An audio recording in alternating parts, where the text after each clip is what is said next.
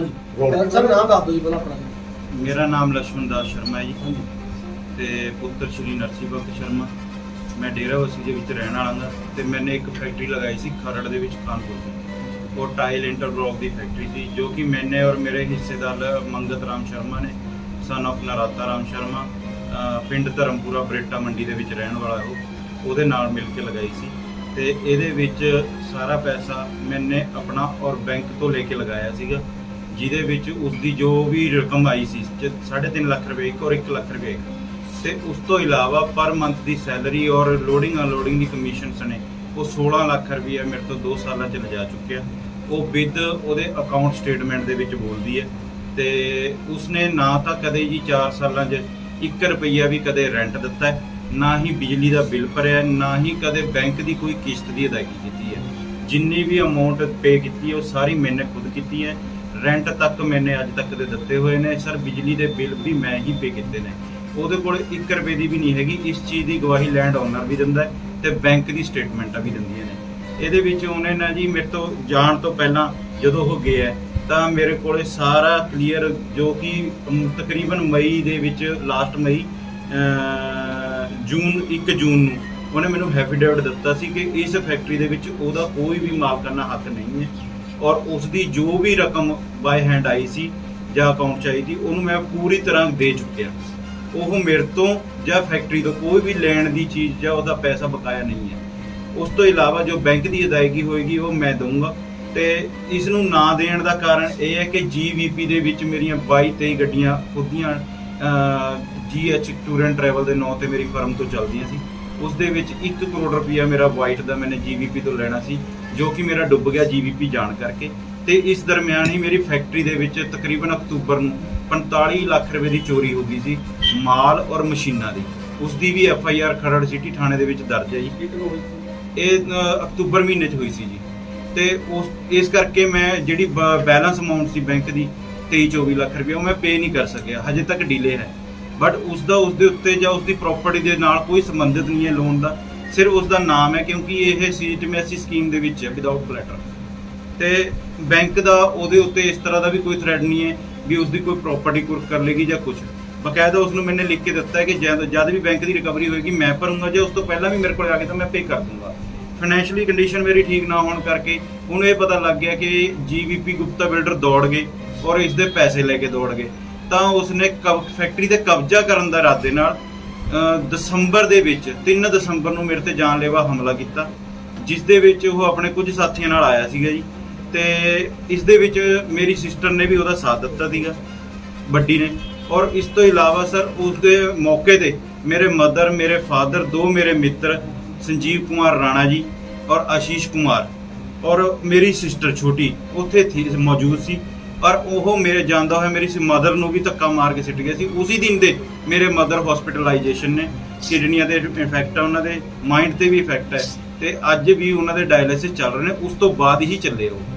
ਤੇ ਸਰ ਉਹ ਸਾਰਾ ਮੇਰਾ ਪਰਿਵਾਰ ਵੀ ਇਸ ਦੇ ਖਿਲਾਫ ਗਵਾਹੀ ਦੇ ਸਕਦਾ ਹੈ ਔਰ ਨਾਲ ਥਾਣੇ ਦੇ ਵਿੱਚ ਮੇਰੇ ਪਰਿਵਾਰ ਨੇ ਗਵਾਹੀ ਵੀ ਦਿੱਤੀ ਹੋਈ ਹੈ ਕਿ ਇਹਨਾਂ ਨੇ ਮੇਰੇ ਬੇਟੇ ਤੇ ਜਾਨਲੇਵਾ ਹਮਲਾ ਕੀਤਾ, ਮੇਰੇ ਪਿਤਾ ਜੀ ਨੇ ਔਰ ਮੇਰੇ ਮਦਰ ਨੇ ਲਿਖ ਕੇ ਵੀ ਦਿੱਤਾ ਹੋਇਆ। ਤੇ ਉਹ ਹੁਣ ਵੀ ਆਉਣ ਨੂੰ ਤਿਆਰ ਨੇ ਜਿੱਥੇ ਵੀ ਉਹ ਜਾਣਾ ਚਾਹਣ। ਤੇ ਸਰ ਇਸ ਦੇ ਵਿੱਚ ਉਹ ਦੁਬਾਰਾ ਹੁਣ ਹਮਲਾ ਕਰਨ ਦੀ ਫਿਰਾਕ ਦੇ ਵਿੱਚ ਫਿਰਦਾ ਹੈ। ਇਸ ਕੇਸ ਨੂੰ FIR ਹੋਈ ਨਹੀਂ ਸੀ ਜਦੋਂ ਤੁਸੀਂ ਕੰਪਲੇਂਟ ਕੀਤੀ ਸੀ? ਸਰ FIR ਹੋਈ ਸੀ, ਉਹਦੇ ਉੱਤੇ ਧਾਰਾ ਵੀ ਲੱਗੀ ਸੀ। FIR ਦੀ ਕਾਪੀ ਮੇਰੇ ਕੋਲ ਹੈ ਬਕਾਇਦਾ। ਇਸ ਦੇ ਵਿੱਚ ਮੇਰੇ ਜੋ 5 ਬਲੈਂਡ ਮਤਲਬ ਕਿ ਸੱਟਾਂ ਔਰ ਇੱਕ ਸ਼ਾਰਪ ਕੱਟ ਵੀ ਮੇਰੇ ਉਹਨਾਂ ਨੇ ਮਤਲਬ ਕਿ ਮੈਡੀਕਲ ਦੇ ਵਿੱਚ ਆਇਆ, ਜਦ ਕਿ ਸੱਟਾਂ ਉਦੋਂ ਵੀ ਜ਼ਿਆਦਾ ਸੀ ਜੋ ਅੰਦਰੂਨੀ ਸੀਗੀਆਂ। ਔਰ ਇਸ ਦੇ ਵਿੱਚ ਮੇਰੇ ਕੰਨ ਫਟਣ ਦੀ MLR ਦੇ ਵਿੱਚ ਨਹੀਂ ਹੈ, ਸਿਰਫ ਕੰਨ ਤੇ ਸੱਟ ਲਿਖਿਆ ਹੋਇਆ ਹੈ। ਜਦ ਕਿ ਉਹ ਉਸ ਤੋਂ ਬਾਅਦ ਜਿਹੜਾ ਮੇਰਾ 3 ਮਹੀਨੇ ਟ੍ਰੀਟਮੈਂਟ ਚੱਲਿਆ, ਨਾ ਤਾਂ ਉਸਨੇ ਪੁਲਿਸ ਨੇ ਇਸ ਦੇ ਵਿੱਚ ਕੋਈ ਧਾਰਾ ਲਾਈ, ਨਾ ਹੀ ਇਸ ਦਾ ਉਹਦੇ ਵਿੱਚ ਕੋਈ ਜ਼ਿਕਰ ਹੈ।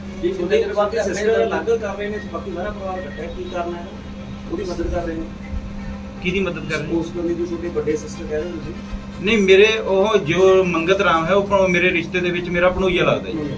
ਉਸ ਦੀ ਮੈंने ਮਦਦ ਕਰਨ ਲਈ ਇਹ ਫੈਕਟਰੀ ਦੇ ਵਿੱਚ ਹਿੱਸਾ ਪਵਾ ਕੇ ਦਿੱਤਾ ਸੀਗਾ। ਅਦਰਵਾਈਜ਼ ਉਹ ਬਰੇਟਾ ਮੰਡੀ ਦਾ ਤੁਸੀਂ ਇਹ ਦੇਖੋ ਵੀ ਇੰਡੀਅਨ ਬੈਂਕ ਤੋਂ, ਸਰਕਾਰੀ ਬੈਂਕ ਤੋਂ ਮੇਰੇ ਰਿਕਾਰਡ ਕਰਕੇ ਲੋਨ ਹੋਇਆ ਵਾ, ਨਾ ਕਿ ਉਸ ਦੇ ਬਿਹਾਫ ਕਰਕੇ ਹੋਇਆ ਵਾ।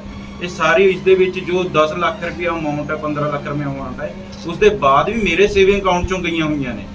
ਔਰ ਉਸ ਤੋਂ ਬਾਅਦ ਵੀ ਸਰ ਅਗਰ ਮੇਰੀ ਸਟੇਟਮੈਂਟਾਂ ਕਢਾਉਂ ਫੈਕਟਰੀ ਦੀਆਂ ਤਾਂ ਉਹਨੂੰ 30,000 ਰੁਪਏ ਮਹੀਨੇ ਦੀ ਮੈंने ਸੈਲਰੀ ਪੇ ਕੀਤੀ ਹੈ। मैंने आप अज तक 1 रुपया भी उस फैक्ट्री के अकाउंट च नहीं लिया। जो फैक्ट्री के उत्ते अमाउंट लगी हुई है वो सिर्फ कंस्ट्रक्शन और एनवायरनमेंट के उत्ते मशीनों के उत्ते तकरीबन 40 लाख रुपए की कॉस्ट आई हुई है। वो सारी मंगत राम के हाथों लगी हुई है, मैंने बैंक चो कढ़ा के दी हुई है। इस चीज़ की गवाही वो भी दिंदा है। पुलिस की ਤੁਹਾਡੀ ਸੁਣਾਈ नहीं कर रही सर अज पुलिस ने क्या है कि उन्होंने पहला भी जो मेरी लड़ाई हुई है 28 दिन तो मेरी FIR ही दर्ज नहीं की। कारण है कि जो मंगत राम है उसका भाई जो है पहला मानसा डिस्ट्रिक्ट ਦੇ ਵਿੱਚ CID ਦੇ ਵਿੱਚ ਹੌਲਦਾਰ ਸੀ ਤੇ ਹੁਣ ਉਹ ਮੋਹਾਲੀ ਡਿਸਟ੍ਰਿਕਟ ਦੇ ਵਿੱਚ ਹੈ। ਪੁਲਿਸ ਵਾਲੇ ਉਸ ਦੇ ਦਬਾਅ 'ਚ ਆ ਕੇ ਪਹਿਲਾਂ ਤਾਂ ਮੇਰੀ FIR ਦਰਜ ਨਹੀਂ ਕਰ ਰਹੇ ਸੀ, ਉਹ ਤੋਂ ਮੇਰੀ MLR ਕੱਟੀ ਹੋਈ ਸੀਗੀ। ਇਸ ਕਰਕੇ ਮੇਰੇ 28 ਦਿਨ ਬਾਅਦ ਜਾ ਕੇ ਬਹੁਤ ਕੋਸ਼ਿਸ਼ਾਂ ਤੋਂ ਬਾਅਦ ਜਾ ਕੇ ਮੇਰੀ FIR ਦਰਜ ਹੋਈ ਹੈ। ਜਦ ਮੇਰਾ ਪੇਰੈਂਟਸ, ਮੇਰੀ ਪੂਰੀ ਫੈਮਿਲੀ, ਮੇਰੇ ਸਾਰੇ ਰਿਸ਼ਤੇਦਾਰ, ਸਾਰੇ ਦੋਸਤ ਥਾਣੇ ਜਾ ਕੇ ਖੜੇ ਹੋ ਗਏ SHO ਸਾਹਿਬ ਕੋਲੇ, ਤਦ ਜਾ ਕੇ ਮੇਰੀ FIR ਦਰਜ ਹੋਈ। MRI ਰਿਪੋਰਟ ਦਿਖਾਈ ਸੀ ਉਹਨਾਂ ਨੇ? ਬਿਲਕੁਲ ਸਰ, ਥਾਣੇ ਦੇ ਵਿੱਚ MLR ਦੀ ਰਿਪੋਰਟ ਤੀਸਰੇ ਦਿਨ ਪਹੁੰਚ ਗਈ ਸੀ ਜੀ। ਉਹਨਾਂ ਨੇ ਮੇਰੀ 28 ਦਿਨ ਤੱਕ ਕੋਈ ਸੁਣਵਾਈ ਨਹੀਂ ਕੀਤੀ। ਜਦ ਸਾਡਾ ਬੰਦਿਆਂ ਦਾ ਇਕੱਠ ਗਿਆ, ਮੇਰੇ ਪੇਰੈਂਟਸ, ਮੇਰੇ ਮਦਰ ਸਾਰੇ ਗਏ। ਮੇਰੇ ਮਦਰ ਖੁਦ ਵੀਲ ਚੇਅਰ ਤੇ ਗਏ ਕਿ ਤੁਸੀਂ ਮੇਰੇ ਬੱਚੇ ਨੂੰ ਮਰਵਾਓਗੇ, ਜੇ ਇਹਨੇ ਦੁਬਾਰਾ ਹਮਲਾ ਕਰਤਾ ਤਾਂ ਕੌਣ ਜ਼ਿੰਮੇਵਾਰ ਹੈ। ਤਦ ਜਾ ਕੇ ਹਾਂਜੀ ਜਿਹਨੂੰ ਮਿਲੇ ਸੀ ਕਿਹੜੇ ਅਧਿਕਾਰੀ ਨੂੰ ਮਿਲੇ ਸੀ? ਸਰ ਲਖਵਿੰਦਰ ਸਿੰਘ ASI ਸੀ ਪਹਿਲਾਂ। ਜਿਹੜੇ 2 SI ਪਹਿਲਾਂ ਸੀ ਉਹਨਾਂ ਨੇ ਤਾਂ ਉਹ FIR ਨਹੀਂ ਕੱਟੀ। ਤਾਂ ਮੇਰੀ ਰਿਕੁਐਸਟ ਦੇ ਉੱਤੇ SHO ਸਾਹਿਬ ਨੂੰ ਅਸੀਂ ਬੰਦੇ ਇਕੱਠੇ ਹੋ ਕੇ ਗਏ। ਤਦ ਜਾ ਕੇ ਉਹਨਾਂ ਨੇ ASI ਚੇਂਜ ਕੀਤਾ, ਫਿਰ ਲਖਵਿੰਦਰ ਸਿੰਘ ਨੂੰ ਅਪੁਆਇੰਟ ਕੀਤਾ। ਲਖਵਿੰਦਰ ਸਿੰਘ ਨੇ ਵੀ 28 ਦਿਨ ਬਾਅਦ ਜਾ ਕੇ ਮੇਰੀ FIR ਦਰਜ ਕੀਤੀ। ਉਸ ਤੋਂ ਬਾਅਦ ਅੱਜ 8 ਮਹੀਨੇ ਹੋ ਚੁੱਕੇ ਨੇ ਸਰ, ਕੋਈ ਚਲਾਨ ਪੇਸ਼ ਨਹੀਂ ਹੋਇਆ। ਜਿਹੜੀ FIR ਦੇ ਵਿੱਚ ਧਾਰਾ ਲੱਗੀ ਬਿਲਕੁਲ ਵੀ ਧਾਰਾ ਨਹੀਂ ਲੱਗੀਆਂ ਹੈਗੀਆਂ, ਕਿਉਂਕਿ ਮੇਰੇ ਸਿਰ ਤੇ ਸੱਟ ਸੀਗੀ, ਬਾਜੂ ਤੇ ਮੇਰੇ ਸ਼ਾਰਪ ਕੱਟ ਸੀਗਾ, ਉਸ ਦੇ ਮੇਰੇ ਕੰਨਾਂ ਦੇ ਪਰਦੇ ਪਾੜ ਦਿੱਤੇ ਗਏ ਸੀਗੇ।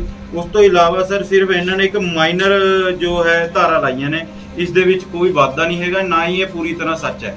ਤੁਸੀਂ ਹੁਣ SSP ਨੂੰ ਮਿਲੇਗੇ ਉਹ ਜਿਹੜੇ ਧਾਰਾ ਦੇ ਵਾਧਾ ਸਰ ਕਰਾਉਣ ਲਈ? ਨਹੀਂ, ਉਸ ਦੇ ਲਈ ਮੈਂ ਇਹਨਾਂ ਚੀਜ਼ਾਂ ਤੋਂ ਅਵੇਅਰ ਨਹੀਂ ਸੀ, ਬਟ ਹੁਣ ਮੈਂ ਜੋ ਕੰਸਲਟੈਂਸੀ ਕਰਕੇ ਜੋ ਪਤਾ ਕਰਿਆ, ਉਹ ਕਹਿੰਦੇ ਵੀ SSP ਸਾਹਿਬ ਕੋਲ ਪੇਸ਼ ਹੋ ਕੇ ਅਗਰ ਇੱਕ ਐਪਲੀਕੇਸ਼ਨ ਦਿੱਤੀ ਜਾਏ ਤਾਂ ਇਹਨਾਂ ਧਾਰਾਂ ਦੇ ਵਿੱਚ ਵਾਧਾ ਹੋ ਸਕਦਾ ਹੈ, ਤੇ ਮੈਂ ਉਹ ਜ਼ਰੂਰ ਕਰਾਉਣ ਦੀ ਕੋਸ਼ਿਸ਼ ਕਰਾਂਗਾ। ਇਹਦੇ ਵਿੱਚ ਸਿਰਫ 324, 323 ਔਰ 34 ਦੀ ਧਾਰਾ ਲੱਗੀ ਹੋਈ ਹੈ।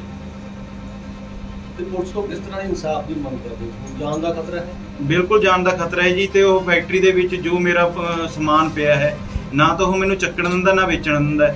ਮੈਨੂੰ ਇੱਕ ਗੱਲ ਦੱਸੋ ਸਰ, ਅਗਰ ਮੇਰਾ ਉਹ ਸਮਾਨ ਹੀ ਨਹੀਂ ਮੈਂ ਵੇਚ ਸਕੂੰਗਾ ਤਾਂ ਮੈਂ ਬੈਂਕ ਦੀ ਅਦਾਇਗੀ ਕਿਵੇਂ ਕਰੂੰਗਾ? ਜਦ ਵੀ ਮੈਂ ਕੋਈ ਸਮਾਨ ਉੱਥੋਂ 5, 10, 20 ਹਜ਼ਾਰ ਦਾ ਜਾਂ 50 ਹਜ਼ਾਰ ਦਾ ਕੁਝ ਵੀ ਜਿਹੜੀ ਮੇਰੀ ਟਾਇਲ ਬਚੀ ਹੋਈ ਹੈ ਉਹ ਮੈਂ ਵੇਚਣ ਦੀ ਕੋਸ਼ਿਸ਼ ਕਰਦਾ, ਉਹ ਪੁਲਿਸ ਨੂੰ ਹੀ ਲੈ ਕੇ ਆ ਖੜਾ ਹੁੰਦਾ ਜੀ। 4 ਵਾਰ ਉੱਥੇ ਪੁਲਿਸ ਉਸੇ ਦੀ ਸਪੋਰਟ ਕਰਨ ਲਈ ਆ ਚੁੱਕੀ ਹੈ। ਕੋਰਟ ਕੇਸ ਚੱਲ ਰਿਹਾ ਇਹਦੇ ਰਿਗਾਰਡਿੰਗ?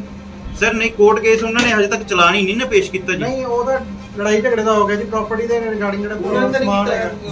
ਨਹੀਂ ਸਰ, ਉਹ ਤੋਂ ਜਬਰਨ ਕਬਜ਼ਾ ਲੈਣ ਦੀ ਕੋਸ਼ਿਸ਼ ਕਰਦੇ ਪੁਲਿਸ ਮਤਲਬ ਮਦਦ ਕਰ ਰਹੀ ਉਹਦੀ? ਹਾਂਜੀ, ਪੁਲਿਸ ਉਹਦੀ ਹਰ ਵਾਰ PCR ਲੈ ਕੇ ਆ ਜਾਂਦੀ ਹੈ ਜੀ, ਤਾਲੇ ਮਰਵਾ ਜਾਂਦੀ ਹੈ। 2 ਵਾਰ ਤੋਂ ਅਧਿਕਾਰੀ ਆਏ ਸੀਗੇ ਜੀ? ਲਖਵਿੰਦਰ ਸਿੰਘ ਆਂਦਾ ਜੀ। ਲਖਵਿੰਦਰ ਸਿੰਘ ਆਪ? ਹਾਂਜੀ ਹਾਂਜੀ।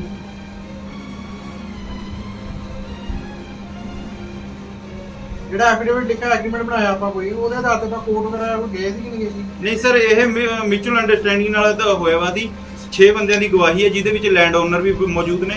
ਇਹਦੇ ਵਿੱਚ ਮੈਂ ਪੜ੍ਹ ਕੇ ਵੀ ਸੁਣਾ ਸਕਦਾ, ਜਿਸ ਦੇ ਵਿੱਚ ਮੈਂ ਪੂਰੀ ਤਰ੍ਹਾਂ ਇਹਦੇ ਵਿੱਚ ਐਫੀਡੇਵਿਟ ਦੇ ਵਿੱਚ ਇਹ ਵੀ ਉਹਨੇ ਐਗਰੀ ਕੀਤਾ ਹੈ ਕਿ ਇੱਕ ਕਾਪੀ ਇਹਦੇ ਕੋਲ ਓਰੀਜਨਲ ਹੈਗੀ ਹੈ, ਜਿਹਦੇ ਵਿੱਚ ਉਹਨਾਂ ਨੇ ਆਪ ਇਕਰਾਰਨਾਮਾ ਦਿੱਤਾ ਹੈ ਕਿ ਮੈਂ ਇਸ ਸਮਝੌਤੇ ਨਾਲ ਪੂਰਾ ਤਰ੍ਹਾਂ ਮੁਕੱਲਫ ਤੌਰ ਤੇ ਐਗਰੀ ਕਰਦਾ ਔਰ ਮੇਰਾ ਇਸ ਫੈਕਟਰੀ ਨਾਲ ਜਾਂ ਲੱਕੀ ਨਾਲ ਕੋਈ ਵੀ ਲੈਣ ਦੇਣ ਬਾਕੀ ਨਹੀਂ ਹੈ। ਲక్ష్మణ ਦਾਸ ਨਾਲ ਉਹ ਸਿਰਫ ਇਸ ਬਿਹਾਫ ਤੇ ਆਂਦਾ ਹੈ ਕਿ ਜੋ ਵੀ ਬੈਲੈਂਸ ਅਮਾਉਂਟ ਹੈ ਲੋਨ ਦੀ ਉਹ ਤੂੰ ਪੇ ਨਹੀਂ ਕੀਤੀ ਹੈਗੀ। ਇਹ ਫੈਕਟਰੀ ਦੇ ਵਿੱਚ ਜੋ ਲੋਨ ਦੀ ਅਦਾਇਗੀ ਹੈ ਉਹ 50% ਮੇਰੀ ਖੜੀ ਹੈ।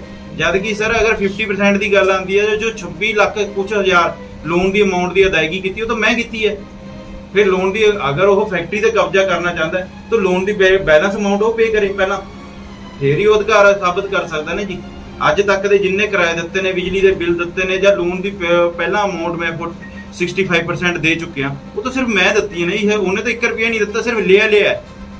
ਅਗਰ ਉਹਨੇ ਪੇ ਕੀਤਾ ਤਾਂ ਕੋਈ ਸਟੇਟਮੈਂਟ ਦੇ ਉਸ ਕੋਲ ਕੋਈ ਸਟੇਟਮੈਂਟ। ਕਿਸ ਆਧਾਰ ਤੇ ਆਉਂਦੇ ਨੇ ਤੁਹਾਡੇ ਕੋਲ? ਪੁਲਿਸ ਵਾਲੇ ਸਿਰਫ ਇਹ ਕਹਿਣ ਆਉਂਦੇ ਨੇ ਕਿ ਤੁਹਾਡਾ ਆਪਸੀ ਝਗੜਾ ਹੈ, ਇਸ ਦੇ ਵਿੱਚ ਫੈਕਟਰੀ ਦੇ ਵਿੱਚ ਇਹ ਹਿੱਸੇਦਾਰ ਹੈ, ਸਾਡੇ ਕੋਲ ਦਰਖਾਸਤ ਦਿੰਦਾ ਵੀ ਤੁਸੀਂ ਸਮਾਨ ਚੋਰੀਓਂ ਵੇਚਦੇ ਹੋ। ਮੈਂ ਉਹਨਾਂ ਨੂੰ ਕਹਿੰਦਾ ਵੀ ਮੇਰੇ ਕੋਲ ਐਫੀਡੇਵਿਟ ਔਰ ਬਕਾਇਦਾ ਉਹਨਾਂ ਨੂੰ ਮੈंने ਦਿੱਤਾ ਹੋਇਆ ਹੈ, ਉਹ ਇਸ ਚੀਜ਼ ਨੂੰ ਐਗਰੀ ਨਹੀਂ ਕਰਦੇ, ਕਹਿੰਦੇ ਤੁਸੀਂ ਨਹੀਂ ਮਾਲ ਲੈ। ਐਸਐਸਪੀ ਆ ਕਿ ਸੀਨੀਅਰ ਅਧਿਕਾਰੀ ਨੂੰ ਕੰਪਲੇਂਟ ਦਿੱਤੀ ਹੈ ਜੀ? ਸਰ ਨਹੀਂ, ਮੈंने ਕਦੇ ਕੋਈ ਕਿਸੇ ਵੀ ਸੀਨੀਅਰ ਅਧਿਕਾਰੀ ਨੂੰ ਕੰਪਲੇਂਟ ਨਹੀਂ ਦਿੱਤੀ, ਬਟ ਕਿਉਂਕਿ ਮੈਂ ਇਹਨਾਂ ਚੀਜ਼ਾਂ 'ਚ ਕਦੇ ਪਿਆ ਨਹੀਂ ਸੀਗਾ। ਹੁਣ ਜ਼ਰੂਰ ਮੈਂ ਦਊਂਗਾ, ਕਿਉਂਕਿ ਹੁਣ ਬਰਦਾਸ਼ਤ ਤੋਂ ਬਾਹਰ ਹੋ ਚੁੱਕਿਆ ਸਰ।